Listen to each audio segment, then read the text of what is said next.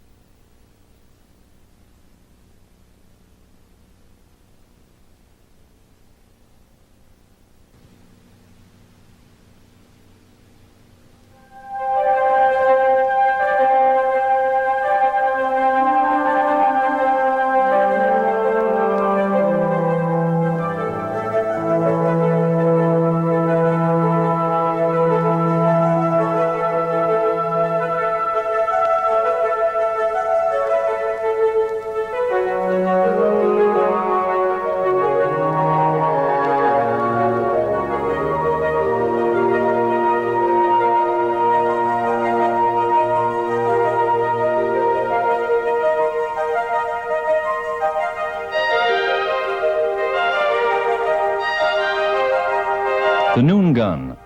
For 200 years it has set the standard of time at Halifax. Through peace and war, through times of prosperity and of poverty, through seasons of joy and of sorrow. From the first days of the infant town, when Edward Cornwallis and a horde of naive adventurers settled on these slopes, the fort they established at the top of the hill protected and dominated their lives. The hill was chosen as the site for the town for purely military reasons.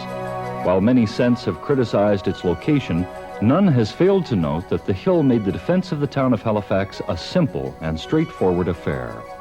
Since 1749, the hill has served as a perch for 4 different forts, each built to the engineering standards of the day, each designed to repel any attacker bold enough to sail up the harbor under the spray of cannon fire. The first was a protective ring of 5 stockaded forts around the perimeter of the settlement, erected to protect colonists from Indian attacks. The central fort was proudly dubbed the Citadel. Since then, 3 forts have been constructed to replace their obsolete predecessors, and as with defense structures since the dawn of time, the citadels of Halifax have flourished in war and rotted in peace. With peace and the passing of each successive threat to the growing town, funds were diverted to meet more pressing requirements, and the Citadel lay in wait for the next struggle. This is the 4th citadel built on this site since the founding of Halifax. It's a very definitely Victorian military enterprise. Perhaps the British engineers didn't know the effects of North American frost. It's had to be repaired and refurbished and rearmed as military technology went forward. But it's been very definitely the defender of the port that Rudyard Kipling called the Warden of the Honor of the North. It's been a very definite defender of our city, although it's never fired a shot in anger. It's never had a shot fired at in anger. But it's been our protector over the years, and we've been very proud of it.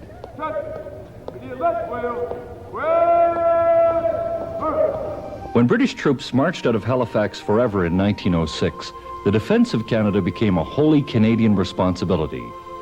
During the First World War, the Canadian Army used the Citadel as an ammunition depot and prison camp. In World War II, it became a signal post, radio station, and a site for anti-aircraft searchlights and guns.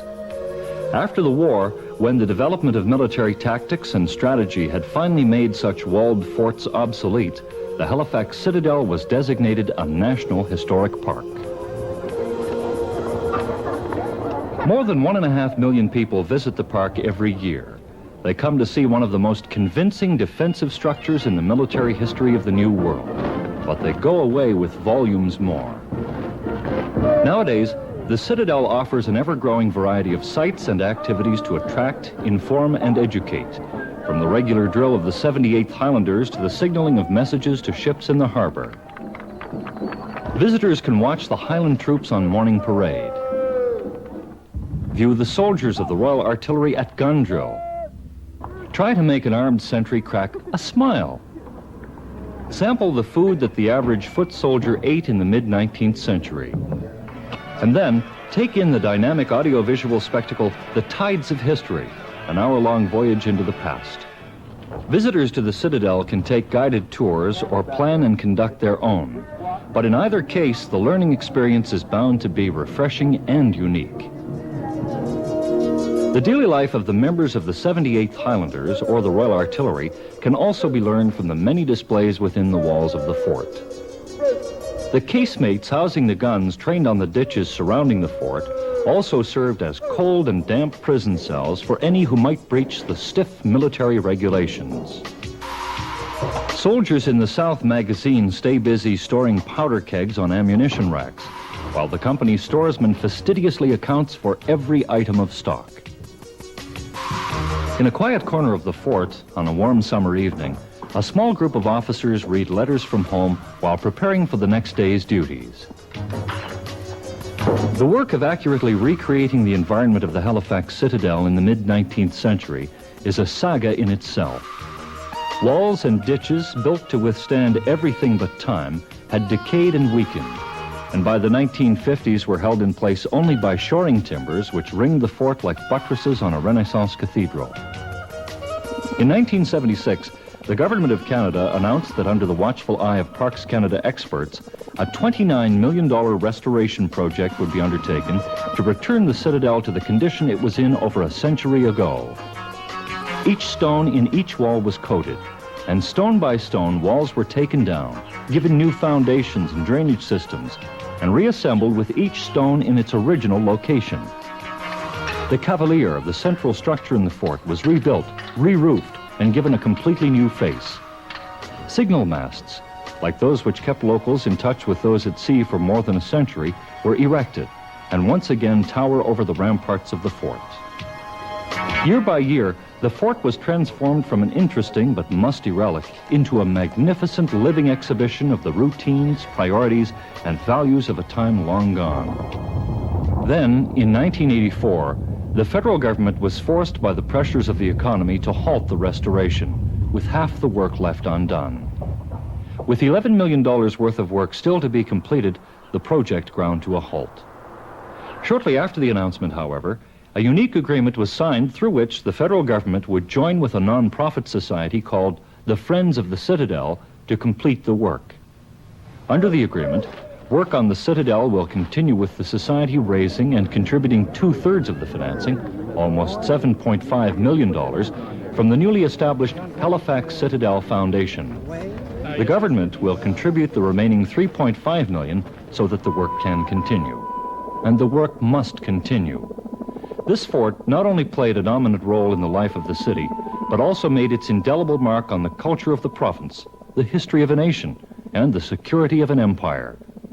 Yet half the fort is still in ruins and is rapidly deteriorating. In this, the most popular historic park in all of Canada, nearly half of the spaces still cannot be opened to the public.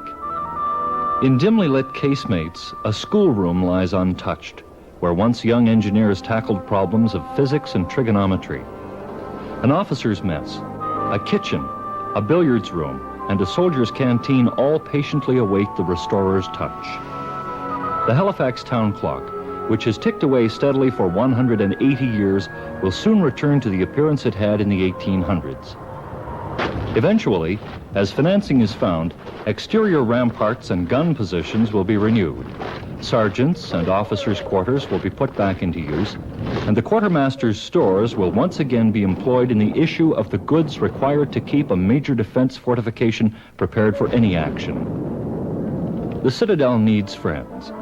$7.5 million must be raised from corporations and individuals if work is to continue.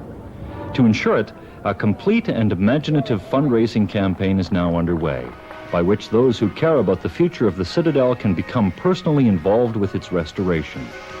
If you'd like to know how you can assist us in preserving the past, please write for our entertaining and informative kit describing the Halifax Citadel Foundation.